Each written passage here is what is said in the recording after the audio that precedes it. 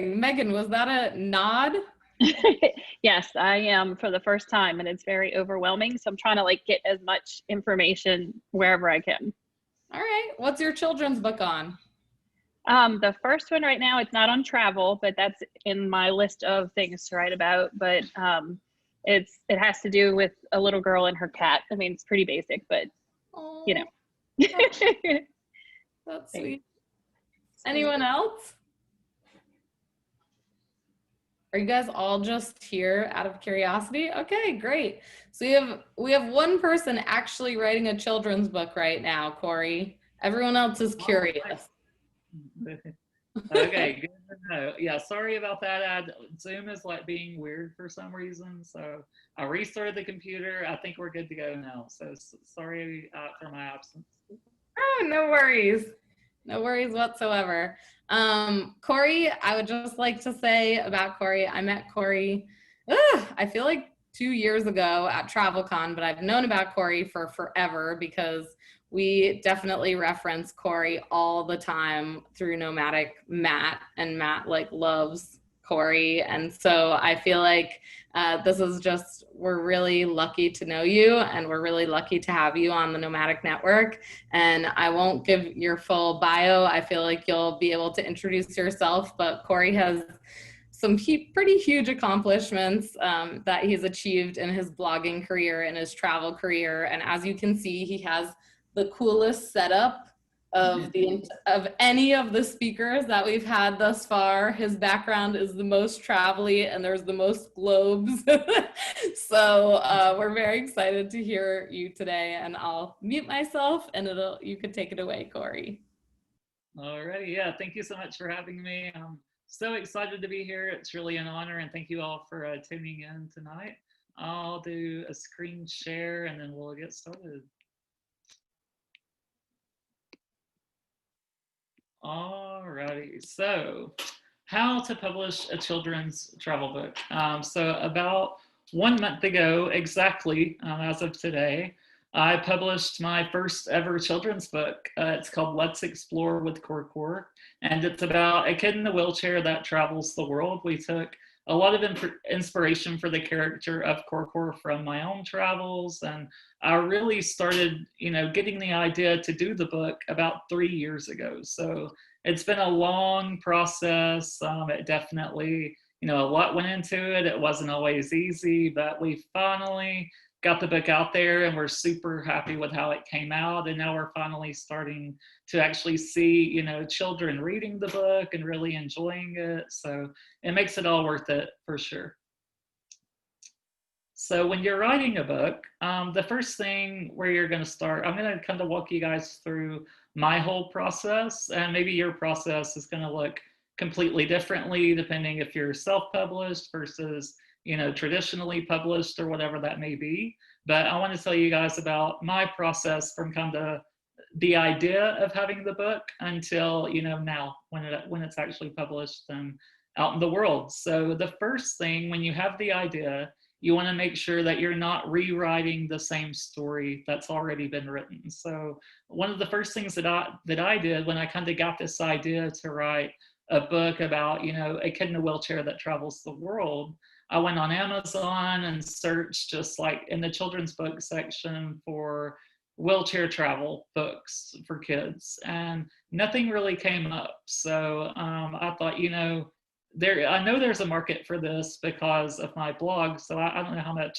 Erica told you, but I do run a travel blog, Curb Free with Cory Lee. And I have about 60,000 followers on social media there, and readers to my blog every month. And so I know that the market is there for accessible travel. And so after I saw that there really weren't any other stories like what I wanted to write about, I knew that I should push forward and, go forward with it and do it. And also, I would say have a purpose for writing your story. So if you have a purpose, it's always going to make the whole process a lot easier. And my purpose was because when I was growing up, I really never saw a character that used a powered wheelchair like I did. There were a couple books where they would use like a manual wheelchair, but never a powered wheelchair like me. And so when I was a kid, you know, I really wanted to see a character that I could relate to and identify with. And so that was the whole purpose for me writing Let's Explore with Cor Cor, is that hopefully today's kids, you know, can finally feel represented and seen and have a character that does look like them and uses a wheelchair like they do. And before you start writing the book, decide which ages you want your book to appeal to. So when it comes to children's books, there are like board books, which are good for, you know, babies and like 0 to 2 years old. And then there are picture books, which is what my book is. And it's more for ages like 3 to 7. And then, you know, you get into young adult novels. And so when you're starting out, try to figure out, you know, do you want your book to have a lot of illustrations, or do you want it to just be for babies and very, very simply written? Or what age group do you want to appeal to? And then once you know that, spend time with kids that are that age to really figure out how they talk and what books they like. So I spent a lot of time with my niece, who is now 4. And, you know, just I've watched her read books, or not watched her read because she's only 4, but I read books to her. And I really tried, you know, figured out what kind of books she liked. She likes them very short, like 1 or 2 sentences per page, and about 30 pages is about the max that she can handle without, you know, wanting to do something else immediately, because her attention span, you know, it doesn't last a novel length. So definitely spend time with kids that are that age, and just, you know, start figuring out what words they, you know, can recognize and use, and what length of books that they will want. And then when you're actually writing the book, decide if you want your book to rhyme or not. So rhyming with children's book, you know, it is very popular, but if you're gonna rhyme, then you really need to do it really good. And, you know, figure out the exact word that you want to use. I mean, we really, when we wrote the book, my mom and I co-wrote it together. And so when we started out, we wrote the entire book 3 years ago in like 2 days, and it was terrible. I mean, it was really an awful version, and I wish I could find the first version because it was so different than what we have now. But we went back to it every day and really broke it down into every single word within the book, and thought, you know, is this the best sentence that we can possibly make for this audience? And that's incredibly important, especially if you're doing a rhyming book. And also, kids prefer books that are written in the present tense because they want to feel like they're actually there in the story. And so if you're writing a book, you know, instead of me saying, and also, you know, keep the language simple is the next tip. So if I would not want to say, like, Cor Cor wandered the streets of London and took in the magical scenery, because kids are going to be like, okay, what does wander mean? What does scenery mean? They're not going to know those words. So you got to keep it very simple in the present tense, and then don't rush the writing process. So really take your time with it. Again, like I said, break it down word by word, and even consider hiring an editor. So you can find editors on like Upwork.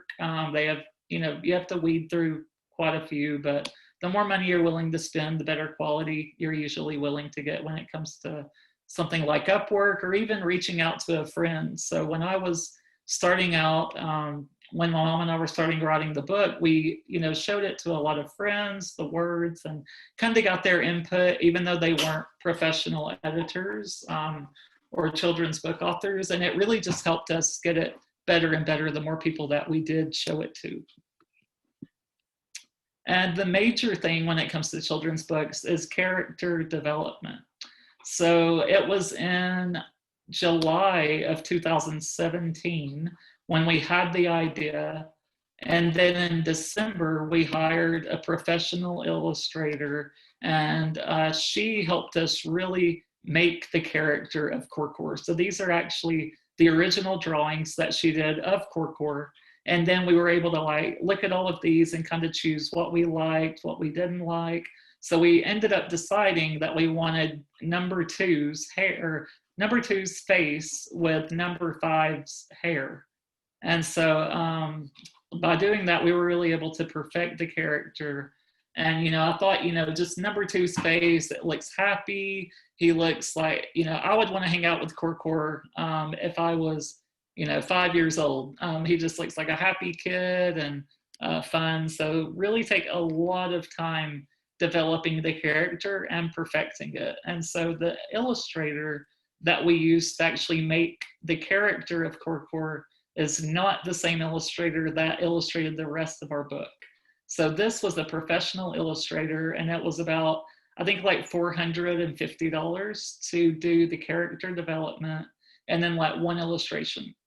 So it's definitely not cheap, but we wanted it to be the best that it could be. And then after that, after we really perfected the character, we hired another illustrator, and it was a family friend actually, and he did a phenomenal job. But you can also find illustrators on Upwork or even in Facebook groups. My favorite Facebook group is Children's Book Authors and Illustrators Publishing, Marketing, and Selling.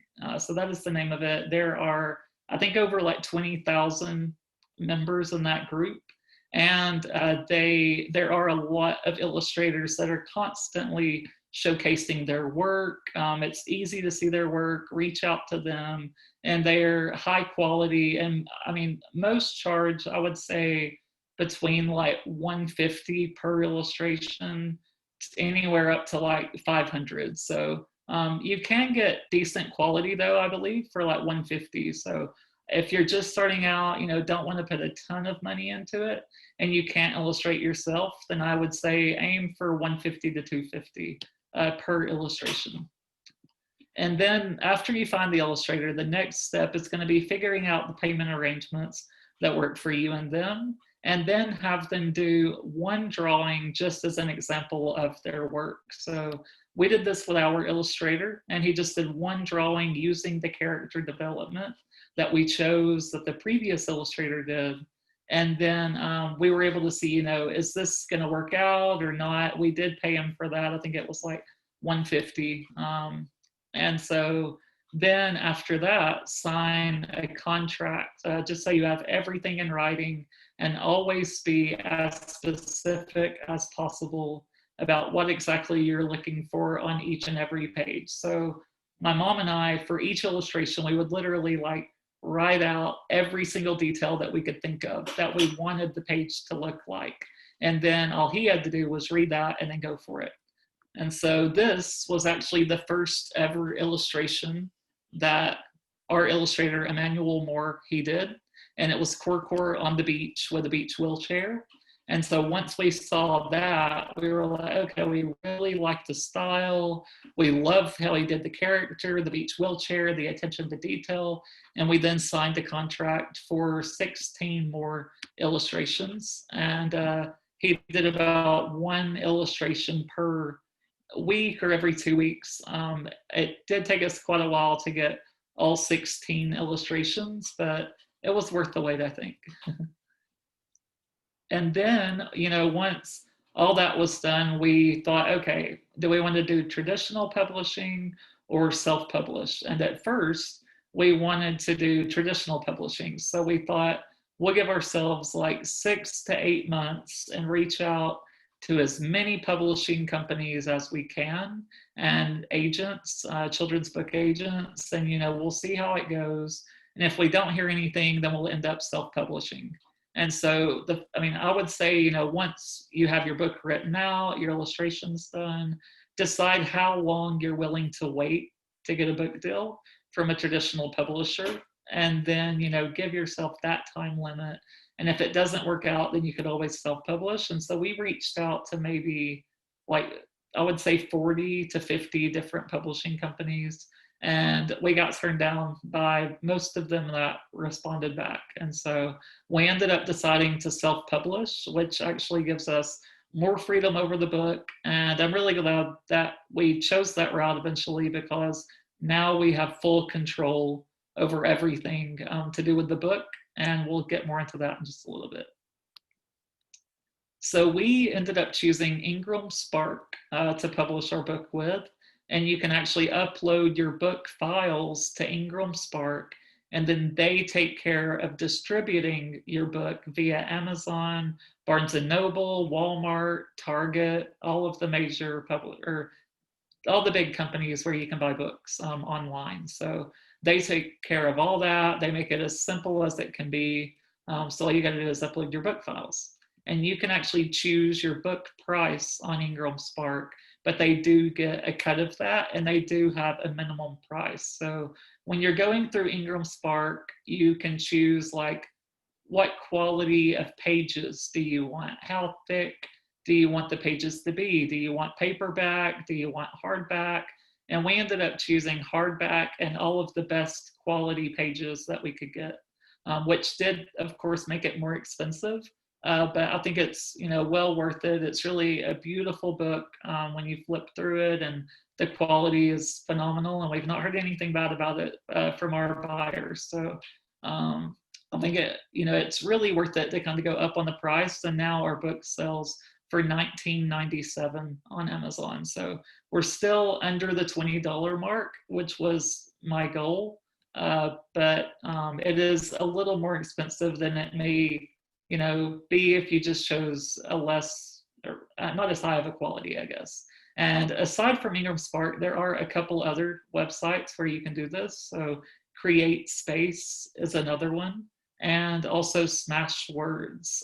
So I published in another book a few years ago called Air Travel for Wheelchair Users, and I did it through Smashwords, and it's a lot of the same process, but for a children's book, I wanted the illustrations to be top quality, and all of the reviews for Ingram Spark when it came to printing the children's books were a lot better than doing it on Smashwords or Create Space or one of those other websites. And also on Ingram Spark, you can set up pre-orders for your book. So we announced the pre-orders back in April of this year, and then our book went on sale at the end of July. So we gave like 3 months for people to pre-order, and that really just helped us build hype and really get the word out there about buying our book. So that leads us to marketing, which is my favorite part. I have a degree in marketing, and I'm a sucker for all things marketing and advertising. So the first thing that I knew I wanted to do when marketing Let's Explore with Cor Cor was sending free copies of my book to relevant influencers in exchange for promotion. And so I ended up sending my book to 10 influencers, and I tried to pick, so there on the left is a Travel Babbo. He has about 180,000 Instagram followers, a lot of followers on Facebook, and he's one of the top family travel bloggers. And so I sent it to him, I sent it to Travel Mamas, like a bunch of these family travel bloggers that I know just from attending travel conferences, and I've met them at TravelCon, at all the major travel conferences, and been friends with them for a while. And then I also sent it outside of the family travel bloggers to major influencers like Samantha Brown from the Travel Channel and now PBS. And so I met her husband at a travel conference a few years ago. We became friends, then me and Sam became friends. And so she was happy to, you know, receive the book, and she wrote about it on her Instagram, and it ended up getting like 3,500 likes almost, and on her Facebook. And so that was a huge promotion for us. And like, before reaching out to her, I was like, maybe I shouldn't reach out to Samantha. Like, I feel like I'm asking for like too big of a favor. Like, can you advertise this? But then when I did it, she was totally happy to do it. And then Roll with Cole is there on the right. And that's one of the top YouTubers relating to wheelchair accessibility and life as a disabled person. And so as you can see, I reached out to like family travel, and then just travel, and then wheelchair accessibility. So I tried to cover every angle of the book that I could when reaching out to influencers to promote it.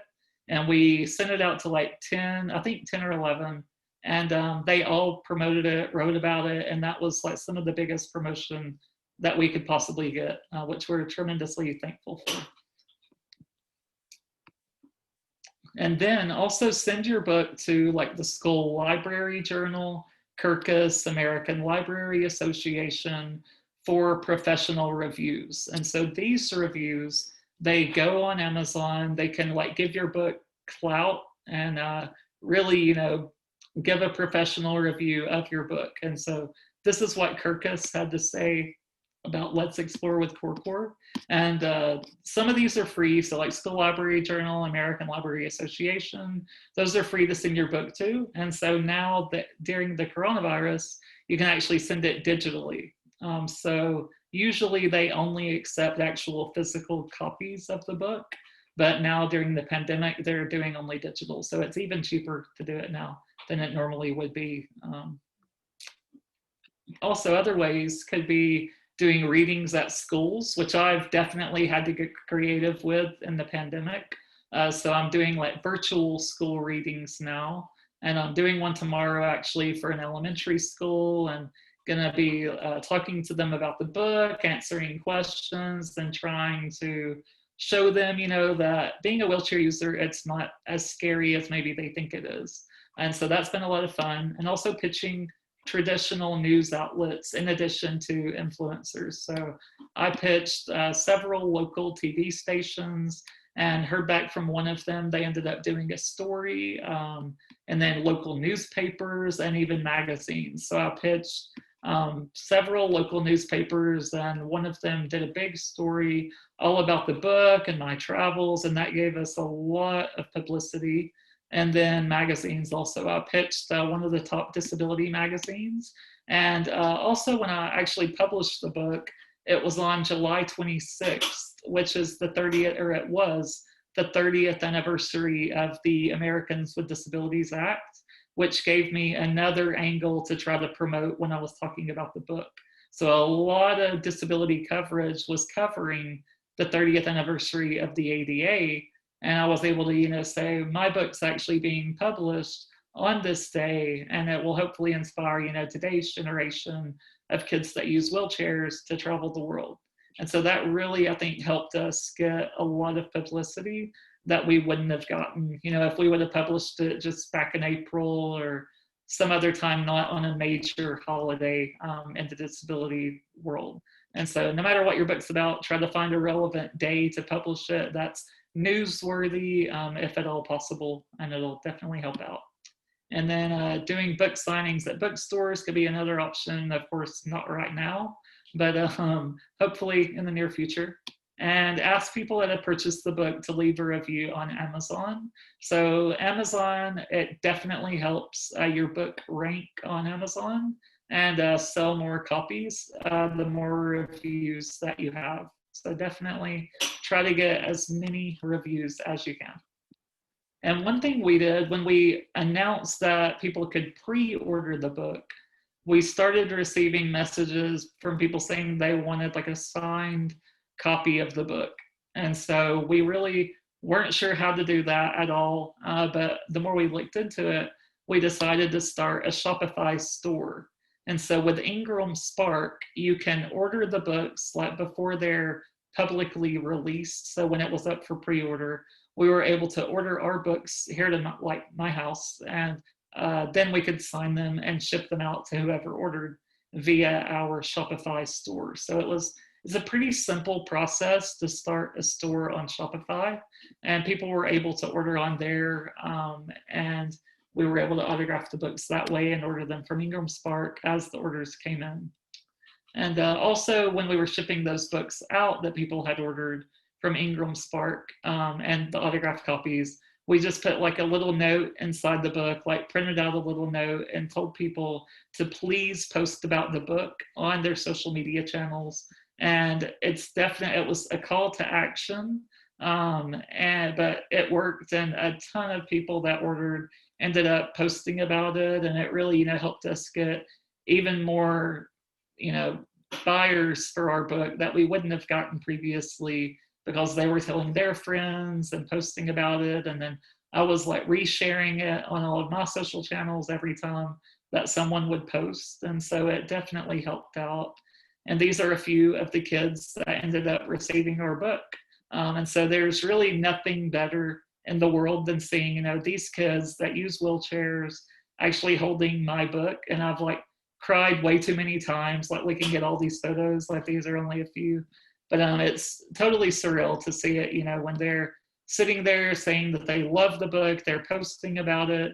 And it's really, you know, the whole reason that we did this to begin with, just to have an impact on today's kids with disabilities. And so it's been a phenomenal journey. And then I do have one last tip. So after all this is done, really the only thing left that you have to do, other than, you know, keep marketing, is count your money. And so I know it maybe sounds a little bougie for me to say, but yeah, I mean, the money starts coming in, and we, you know, we're still constantly trying to promote and really get the word out about the book. But now that it's all done, we can kind of sit back, relax, and take a breath finally after 3 years, and just, you know, enjoy the fruits of our labor, so to say. And so now I would love for you guys to actually read the book or listen to it being read and see how I've implemented every step from what we've talked about this whole time. So I hope that you all enjoy this. It's only about 2.5 minutes long, so not very long. And then we'll get right back to it, and we'll do a little Q&A. So here you go. Let's Explore with Cor Cor. Written by Cory Lee and Sandy Gilbreth, illustrated by Emmanuel Moore. This book is dedicated to every kid that has ever been told they can't do something just because they are in a wheelchair. With enough determination, you can do anything. This is Cor Cor. Cor Cor is not able to walk, but this doesn't stop him from traveling the world. Cor Cor uses a wheelchair to move himself around, but don't think for a minute that he is wheelchair bound. He loves to roll fast as he travels to a new place. Speeding around the globe puts a big smile on his face. Cor Cor can fly in an airplane with birds all around. Cor Cor can ride on a train all through the town. Cor Cor can even ride in a boat across the deep blue sea. And Cor Cor can ride in a hot air balloon high above a tree. The world is a great big place, and there are so many things to see. Cor Cor can have fun too, just like you and me. He can go on a safari ride in Africa and see all the animals oh so near. Cor Cor can go to Finland and see Santa's lovely reindeer. Cor Cor can go to Florida and ride in a special chair across the sand. Or he can go to a concert and hear his favorite band. Cor Cor can travel to Australia and take a ferry to his favorite zoo. This is always so fun because he can pet a kangaroo. He can take a plane ride to Iceland and see the northern lights. Oh, there is so much to see. There are many, many sights. Cor Cor can go to London and ride the London Eye. His pod will go around and around, way up in the sky.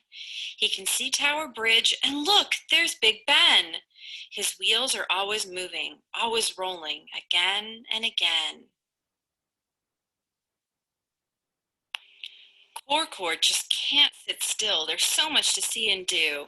So where is your next adventure? There's nothing stopping you.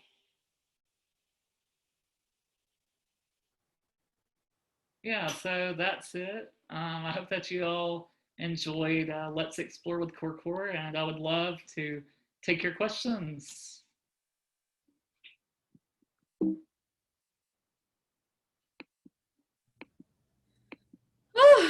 That was so sweet.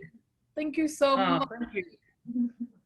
That was an incredible read along, and just You were very, very, very generous with all the information that you shared. I saw that quite a few times come through the chat as you were teaching. So I just want to share that with you, Cory, because I'm not sure you were looking at the chat while you were. Yeah, I'm seeing it now. Thank you all so much for listening in, and I really hope you enjoyed it. So yeah, hopefully you guys can be publishing some children's books very soon. Yeah, for sure. I mean, this is very inspirational, even for me, and I haven't ever thought about writing a children's book, but that was very sweet. And I feel like seeing those kids with your book in hand, I'm just like, should I write a children's book? I know. I know. Every time we get like a new picture with a kid holding our book, I'm like, I'm a total mess for like 30 minutes. I mean, it's just so surreal because I mean, I know the 3-year journey that went into putting that to paper, and then the fact that people are actually reading it and like seeing it. I mean, it's really an incredible journey. So I think that, I mean, like I talked about in the beginning, like if you have a purpose for writing it, then go ahead and write it. It'll definitely be worth it. Yeah, that's awesome. And also, it's just kids, like pictures of kids with anything, you just go straight to your heart. Right. We do have a few questions, and then I guess I'll read the questions that came through, and then we can open it up if people have more questions. But first, I had a question on illustrating because I went to art school. I'm not an illustrator, but I went to art school. Is that something that people would look to do, is get like an illustrator fresh in or fresh out of art school to sort of do it on the cheaper end, or is that not came across? Definitely. I mean, I think like if you join the Facebook group that I'm in, I mean, people would love that, because one of the biggest things that really keeps people back from publishing their own children's book is the fact that it does cost money up front to buy the illustrations and do all of that. And the illustrator that we ended up hiring to do all 16 illustrations, he was a family friend and like has no formal training at all. Didn't like go to art school, nothing like that. So I think the fact that you went to art school, that's already, I mean, huge, and people would love that, I think. Well, no, I'm not offering my skills. I'm just saying I knew kids that could draw. They went to my school. It wasn't me. Okay. I was about to like hire you for other projects. Oh, you don't want to hire me. I was an interior design major. I had nothing to do with illustrations. All right, so then Colin was asking, how many books have you written so far? I know you mentioned another one, and this is your first children's book. So is it 2 total, or have you done more than that? Yeah, 2 total. So the first one, I published it back in, I think it was like 2015, and it's called Air Travel for Wheelchair Users. And so the idea for that, that's like always the #1 question that I get through my blog is, how do I fly as a wheelchair user? Is that even possible? Can I stay in the wheelchair on the plane? And so I kept getting all these questions, and then just decided, instead of me just sending my information for free, why not make a book about it and make a little side money, hopefully. So that's kind of where that idea came from. And yeah, it's been out like 5 years now, I think. Cool. And do you get a lot of people buying that book, or is it just like few and far between at this point? I mean, now that it's old and kind of outdated, I may make like $40 or $50 a month from it. So not many, but a little bit here and there. Cool. Yep. That's nice. And I love that you were talking about, I mean, bringing you on to talk about your children's book, it may seem like you have the reason to write a children's book, like you definitely hadn't seen yourself, but I think making the distinction that you're in an electric chair versus a push chair is like very inspirational, because you could go ahead and say like, okay, I saw people in push chairs, but I have this like other niche. And so I just wanted to highlight that for people that may think like me, I'm sitting here thinking like, what am I going to write? you know, a children's book on, but there's always like a niche that you're filling. You just have to think about what makes you unique. Would you agree? Right. Yeah. I mean, I think everyone has a story to tell, no matter what it is. So, as long as you know it's just something personal to you, and then even when I was kind of like researching the idea in the very beginning and going on Amazon, like I was finding other books about like disabled kids, but not that traveled in a power wheelchair and not really any disability travel. And so I was like reading these other books and just trying to figure out, you know, what style were they using? What were those books like? And so, I mean, you really, I think it's important to do your research in the very beginning, just so you kind of know, you know, what the market's like, who your competition is, if there's any, and just, I think it really helps out. Yeah, agreed. Mark and Eileen are asking, what was your writing process or routine for the book? So we really wrote the entire book in like 2 days. In the very beginning, like when we first had the idea, and then for the next, I would say, year, we really tried to make it perfect, and looked at every sentence and read it to as many like family and friends that we could and got their input. So the overall, I mean, I guess it wasn't like the finalized version of Let's Explore with Cor Cor until about a year after we started writing it. And so we would change like a word or two around like almost every time that we looked at it, just because we would suddenly have an idea or something like that. And one thing we eventually ended up doing, I know like when we were reading the book, you guys saw the picture of or the illustration of the parachute, and Cor Cor is like under the parachute with all the other kids doing it.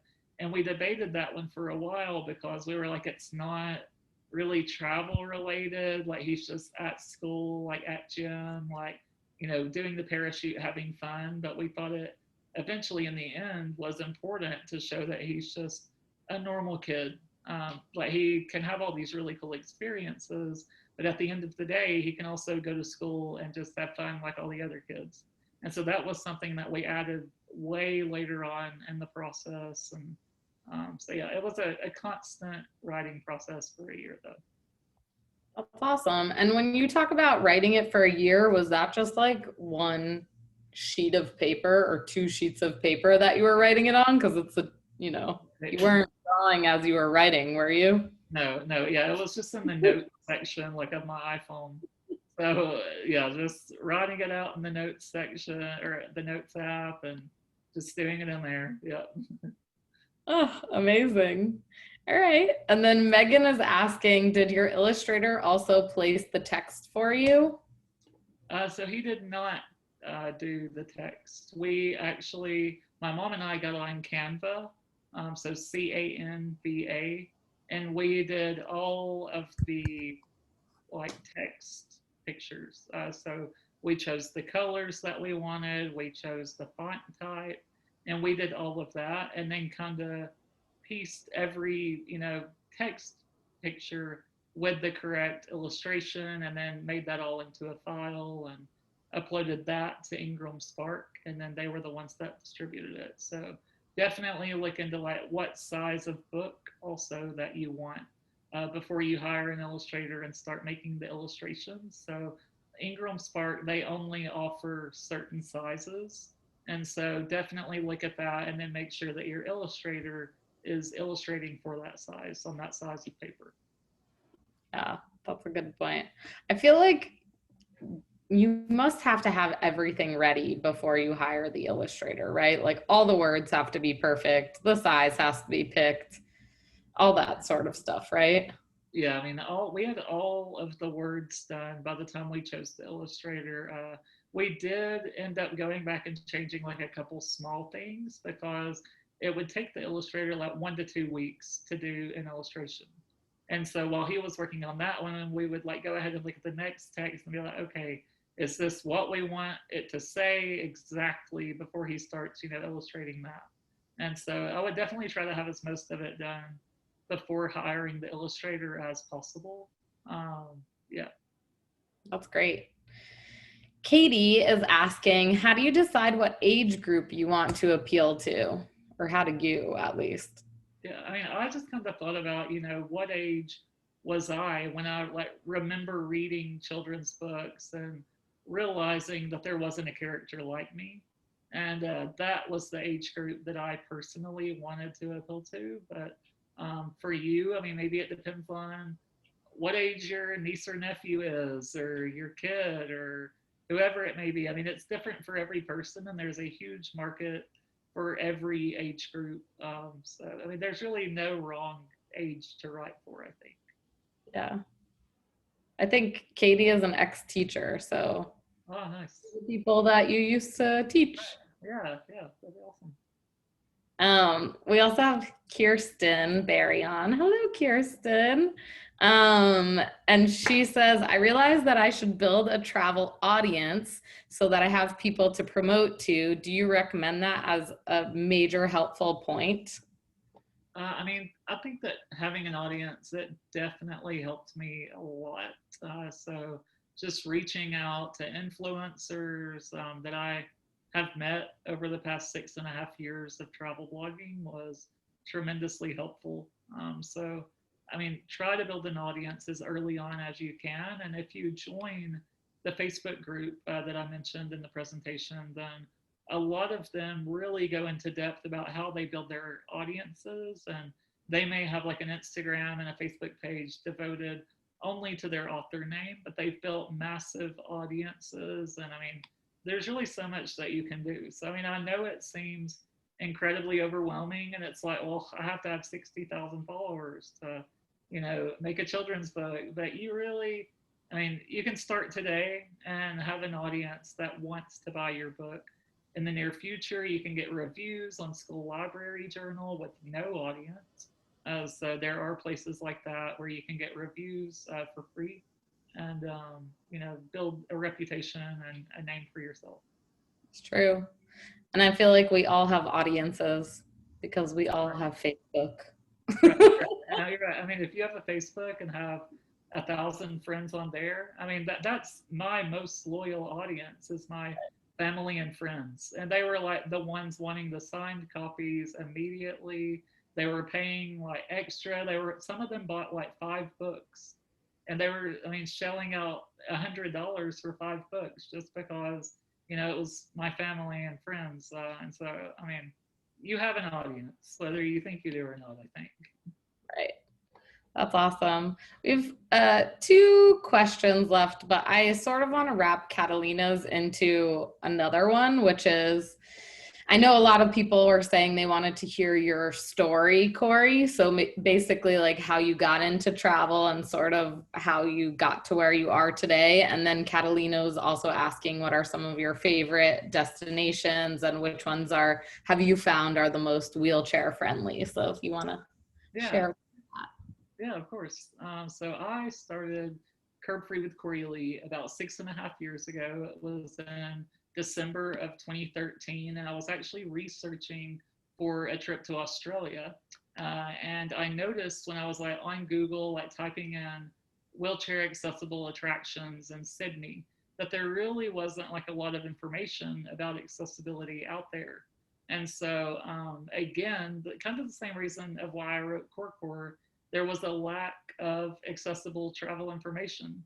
And I wanted to create a resource where other wheelchair users, they could go to and find out, well, can I go to India, or can I go to Australia? And so I started just writing about all of my travel experiences, and it really started taking off about, I guess, like 2 years into the blogging process. I wrote as much content as I could. I did Facebook ads trying to find other wheelchair users that were like interested in travel and building an audience. And so that's kind of where the journey began, just from a lack of information.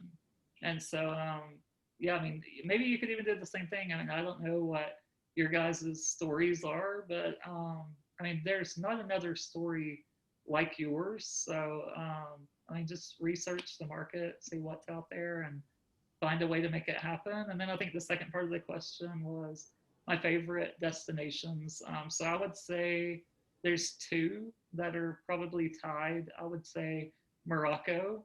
I went to Morocco a couple of years ago, and it was kind of somewhere that I never even thought about going or really wanted to go to. And then I went and I was like, why have I never been to Morocco before? I mean, it's an incredible destination. We went through, I mean, Marrakesh and saw the snake charmers. We went through the alleyways in Fez and then went out into the Sahara Desert. And I was able to like ride a camel in the desert. So Morocco is just incredible. It's unlike any other place on earth. And then this past February, right before the pandemic, thankfully I went at the right time. I went to Antarctica. And so my big life goal was to visit all 7 continents. And I finally completed it right before my 30th birthday this past February. So that was incredible. We saw whales every day, seals, penguins, I mean, icebergs that were bigger than the cruise ship.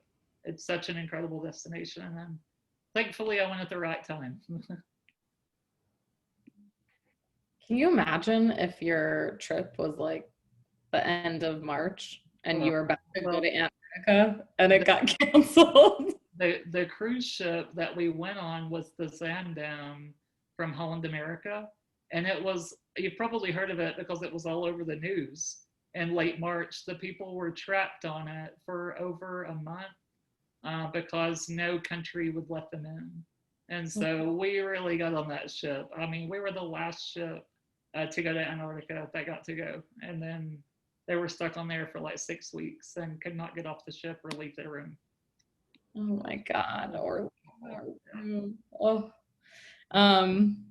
Well, that's just incredible. I feel like, you know, you're really an inspiration to just doing stuff. And so I really appreciate that you came on and that you shared your, we have one more technical question before I forget. Stephanie was asking, are there ways that we could get involved in virtual storytelling with kids? I've heard the concept a couple of times, but I'm not sure where to start. I think that comes especially during the coronavirus.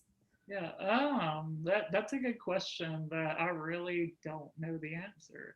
I don't know, I mean, I'm sure there's a way, but maybe just asking that Facebook group I really don't know. I'm just kind of like, for me, I'm reaching out to teachers that I know to be able to like speak in their classes. And then, you know, even if the kids want to order a book, then we'll send like a form to the teacher via email. And then she hands out the form to all the students. And then they're able to like take that form home and they know like, okay, if I bring $15 tomorrow, then I can get a book. And so that's another way to really sell the book and also, you know, interact with the kids and let them, you know, just ask any questions that they have about disability and traveling as a wheelchair user. Cool. I just want to say that I dropped your blog, all your Instagram handles, and also, I put 44. So sorry about that. It's Cor Cor. That must have been an autocorrect. But the link is correct. Yeah. It autocorrects to that for me too. Still. So annoying. But anyway, the link is there for the Amazon book, and I just highly encourage you. I know I said this at the beginning, but Cory did this out of the goodness of his heart. We don't pay our speakers because we just don't have the means to, and we bring these people to you because they know that our travel community is like a great community and they love to share with them. And so what we really hope is the win-win of the situation is that you've learned about Cory now and that you can then pass on his information to anyone that may want to know about, you know, kids' books or may want to know about wheelchair accessibility. I mean, we come across this all the time with Nomadic Matt, and we are constantly pointing everyone to Cory's blog. And there are lots of other blogs out there, but Cory really, you know, covers it all with Curb Free with Cory Lee. Also, I just love that name. As you can see, I really like to rhyme. I've always been a rhymer, so That's why I had to make the book run also. Well, you also have that guy Roll with Cole. I just started following him. Oh, yeah. This is a cool one too. I'm gonna quickly just share my screen for just the last little bit that I have for you guys. I saw we had a few people that are very, very new to this, which is exciting. This is some people's first event, which is really nice. And we always welcome that, and feel free to tell other people, you know, all of these events are free, and we do them because we love bringing people to you. As a traveler, I know how alienating it could be to not be traveling and meeting people. So it's really nice to just be able to bring people to your home. And so we have all sorts of events. thenomadicnetwork.com/events is where we list them all. Tomorrow at 12 o'clock, we have David Farley that's going to talk about being a travel writer. He's been a travel writer, he's written books, he teaches at universities, he teaches our Superstar blogging course, and he's gonna come on and talk about that. That's free for everyone. All of these are free. But he's just he's a kind and funny human being, so it'll be a good hour. And then we have Paige next Tuesday talking about camera confidence. So if that is something that you're looking to up your skills in, she's amazing. She does improv classes, all sorts of funny things. Also, she's one of my best friends, and we went to Morocco together. We second that, Cory. That was a great place. And then, you know, we're on the topic of children right now, but a little older than 4 years old.